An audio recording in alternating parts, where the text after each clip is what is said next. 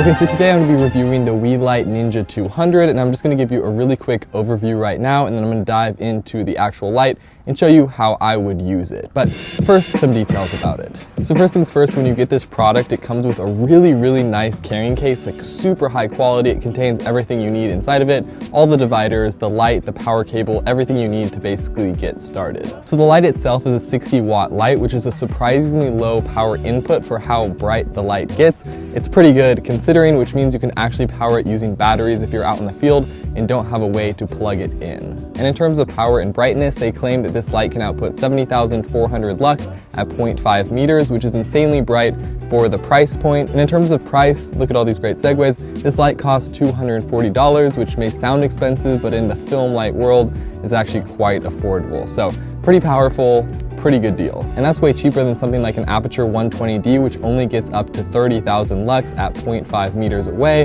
It's $550 and it doesn't have adjustable color temperature. So in that comparison, this light is way superior. This light also weighs just under 1 kilogram, which is incredibly light for how powerful it is. And like I mentioned before, this light does have adjustable color temperature from 2800 Kelvin all the way up to 8500 Kelvin, which is a huge range of different color temperatures. Oh, and the front of the light also has a classic Bowens mount, so you can attach all your standard light accessories from softboxes to lanterns to things like that, so it's super versatile. But enough talking, let's actually use it.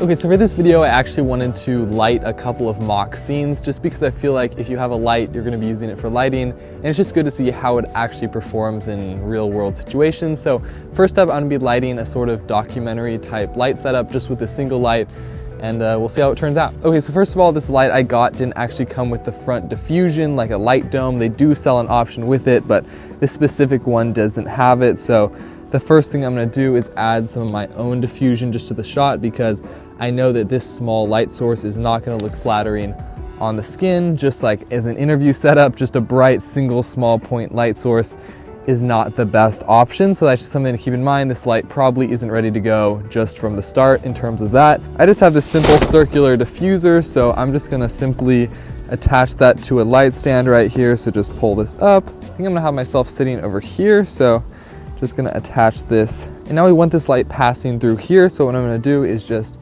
take off the front mount to the light, bring it over behind my diffusion right here, and I'm just gonna bring it up on this little light stand here. One thing to note is that this light doesn't actually come with a light stand like this one, so you'll have to purchase one separately, or if you already have one, they're super cheap and they work pretty well, and it attaches to all standard ones like that. And I'm just gonna easily tilt down the light with this little knob right here, so just tip it down facing towards my subject. I'm gonna give a little bit of room between my light and my diffusion just so there's room to separate basically. So now I can just power on the light. Okay, so again, here's my shot. I have a bit of diffusion right here. I have my light set to 100% because it is daylight technically outside still, so still pretty bright out. And then it's set to 4500 Kelvin in terms of color temperature. So if I just sit over here, this is going to be my sample shot.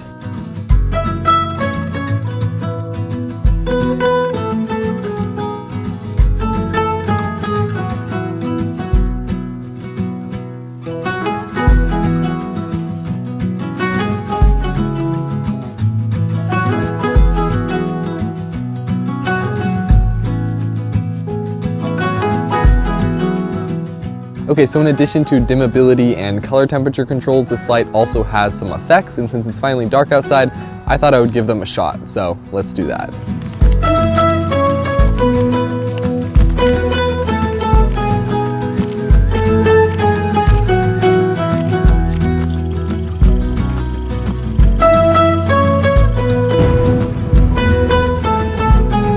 Okay, so right now you're looking at the fire setting. My ISO is at 800, f-stops at 2.8, shutter speed's at 1/50th, and get this, the crazy thing, the light right now is at 1% brightness.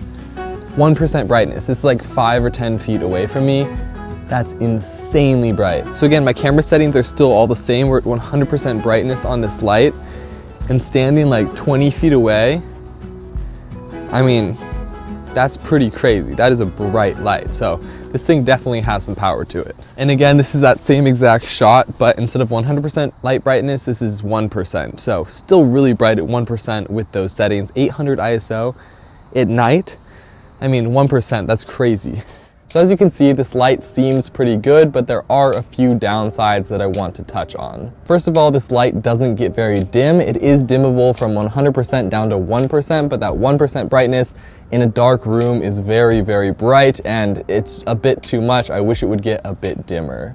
Secondly, the lighting effects on this light aren't the best. I wish they would have put more effort into them. You can update this light, so hopefully in the future they're going to change them, but they're just far too repetitive, too predictable, and really just not unique. I wish they would have just dialed them in a little bit more, added more randomness to them. I showed a shot of the fire mode, and if it's bright, it just has way too much flicker between the settings. If you lower the brightness way down, it does look a bit better, but it's just too predictable. It's just on, off. Doesn't really look like a good lighting effect. And then my third complaint is that the fan on this light is pretty loud, unfortunately. If you're in a quiet room shooting something like an interview and you have this light on relatively close to the microphone, you are going to be able to hear it. There's just no question about that, and it's really too bad. They claim that it has just 16 decibels of fan noise, but I completely disagree with that. There's no way that's true. So that's just a pretty big downside that you're gonna have to be aware of. There is a way to turn off the fan on the light, but it will start to overheat quite quickly because it is such a bright light. So that's just something to keep in mind. It's not the end of the world if you're having the light a little bit further away from your microphone, or if you're in an outdoor environment or something like that, you're not gonna notice the fan noise. But in a quiet room, close up, it's pretty noticeable. So yeah, just keep that in mind. But besides that, I really think this is a great filmmaking light that can be applied in many different situations and really help to improve your looks in cinematography. So besides those few little downsides, I really think this is a great product. And if you want to check it out or buy it, the links are of course in the description down below. But anyway, that's it for today. If you like this video, be sure to like, share, and subscribe. It really helps me out a lot, and I will see you all next week.